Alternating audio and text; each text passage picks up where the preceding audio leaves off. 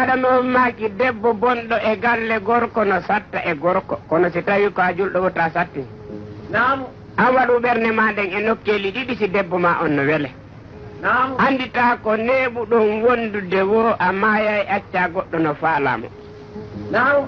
andita ko neɓuɗon wondude wo o maya o acca a haarali Naam.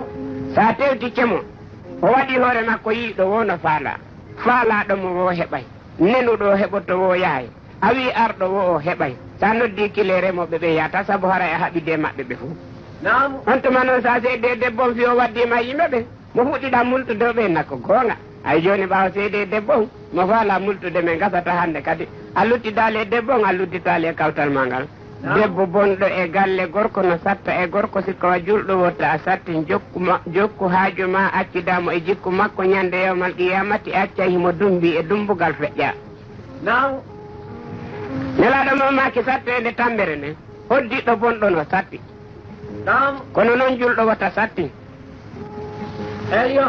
luɓoma tenirde o luɓoma keri o luɓoma wurere o luɓoma gatal o luɓoma bingawal ñande luɓoyɗamo wo o yennete sa tewtike mo a luɓata sa luɓali mo kan julɗon e Allah haɓata Allah haaja kay ko bonɗo bonnata e mo mari ka bonɗo weerata Naam.